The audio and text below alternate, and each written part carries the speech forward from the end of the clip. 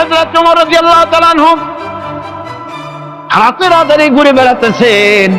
আমিরুল মুমিনিন নেতা কারে বলে দেখেন, রাতের আঁধারে ঘুরে বেড়াচ্ছেন, কোথায় কি হয় না হয়।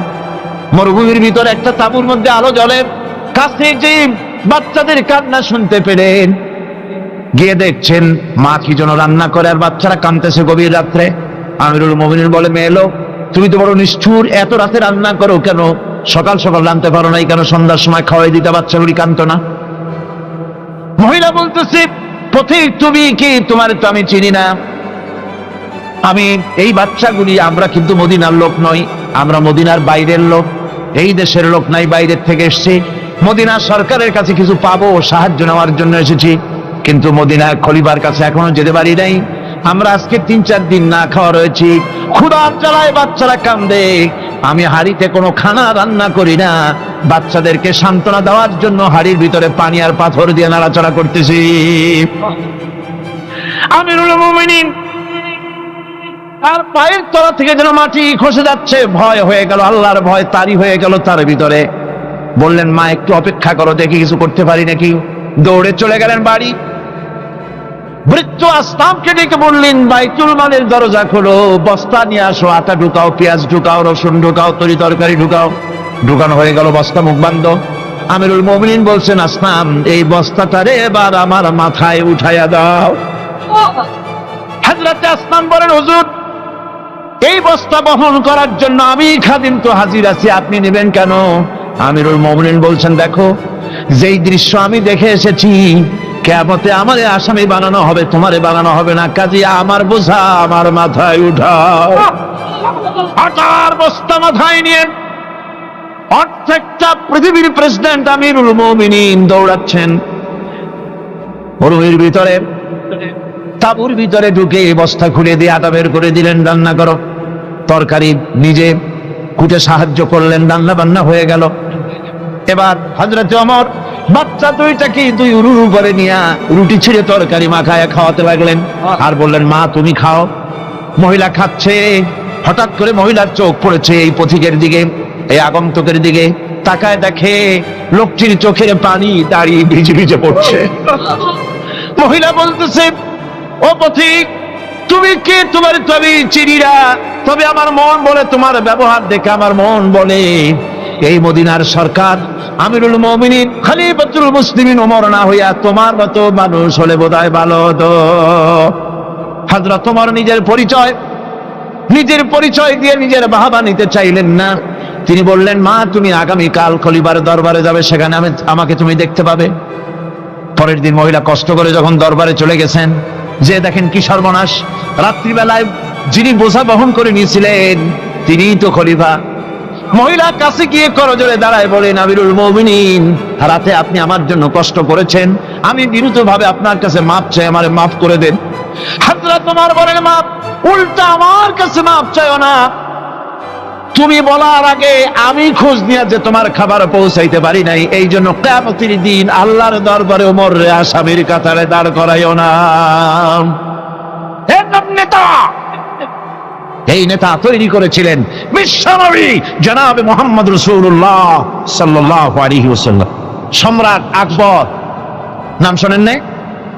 কোথাকার প্রেসিডেন্ট? ভারতবর্ষে। কত বড় নাম করা ব্যক্তি, দ্বীন ইলাহি চালু করলো,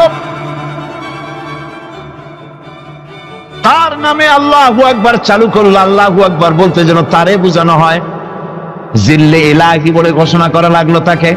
তার সামনে মাথা নত করার ব্যবস্থা করে দিল, কুর্নিশের ব্যবস্থা করে দিল। হযরত মুজাদ্দিদ আল বিসানি রাহমাতুল্লাহ আলাইহি এর বিরোধিতা করলেন। বিরোধিতা করার পরে সম্রাট জাহাঙ্গীর তার জেলের মধ্যে ঢুকাই দিল। তাকে যখন দরবারে দাওয়াত দিয়েছিল, একটা গেট বানালো যাতে করে তার মাথা নিচু করে ঢোকা লাগে। আল্লাহর মাহবুব বান্দা মুজাদ্দিদ আল বিসানি রাহমাতুল্লাহ আলাইহি তিনি মনে করলেন এখানে গেটটা নিচু করা হয়েছে যাতে করে আমি মাথা নিচু করে ঢুকি, আর এটাই সে কুর্নিশ হিসেবে ধরে নেবে। তিনি মাথা নিচু করলেন না, মর্দে মুজাহিদ বাদশার দরবারে নিজের বাম পাখানা আগে ঢুকাইয়া দিলেন। এই অপরাধে তাকে কারারুদ্ধ করা হলো। জেলখানার ভিতরে তিনি আছেন। কয়েক মাস পরে জেলার সাহেব চিঠি লিখেছেন বাদশার কাছে, যা পানা জেল তো হয় চোরের জন্য, ডাকাতের জন্য, বদমাশদের জন্য, কারে পাঠাইলেন জেলখানায়?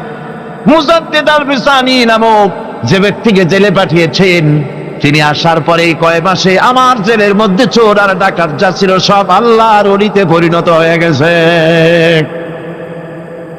সম্রাট আকবর সেকেন্দ্রায় তার কবর রয়েছে, কেউ জিয়ারত করতে যায় না। মুজাদ্দেদ আল ফিসানি রহমাতুল্লাহ আলাইহি হযরতে খাজা মুঈনুদ্দিন চিশতি রহমাতুল্লাহ আলাইহির দরবারে আজও হাজার হাজার মানুষ কবরের কাছে জিয়ারত করতে যায়। দিনদার ইমানদার সৎকর্মশীল হলে আল্লাহ পাক তার মহব্বত মানুষের দিলের মধ্যে পয়দা করে দেন। আল্লাহ রাব্বুল আলামিন কোরআনে কারীমের মধ্যে বলেছেন, فمن يكفر بالطاغوت ويؤمن بالله فقد استمسك بالعروة الوثقى لا انفصام لها والله سميع عليم। فمن يكفر بالطاغوت ويؤمن بالله, যারা নাকি তাগুতকে অস্বীকার করেছে এবং আমি আল্লাহর প্রতি যারা ঈমান এনেছে, তারা এমন এক অবলম্বন ধারণ করেছে যা কখনো ছিঁড়ে যাবার নয়, যা কখনো তাদেরকে ধ্বংস করবে না, বিচ্ছিন্ন করবে না। আর আল্লাহ হচ্ছেন মোমেনদের পৃষ্ঠপোষক। যারা ঈমান আনে তাদের পৃষ্ঠপোষক হচ্ছেন আল্লাহ পাক, তাদের সাহায্যকারী হচ্ছেন আল্লাহ পাক, তাদেরকে আল্লাহ পাক অন্ধকার থেকে আলোর দিকে নিয়ে আসেন। আল্লাহ পাক মোমেনদেরকে, মানুষদেরকে অন্ধকার থেকে কোথায় নিয়ে আসেন? আলোর দিকে। আর যারা নাকি কাফের, তাদের বন্ধু হচ্ছে তাগুত, তাদের সাহায্যকারী তাগুত, তাদেরকে এই তাগুতি শক্তি আলো থেকে অন্ধকারের দিকে নিয়ে যায়। এই জন্য যারা মোমেন হবে, মোমেনদের মধ্যে ঈমান আনার পর কিছু গুণ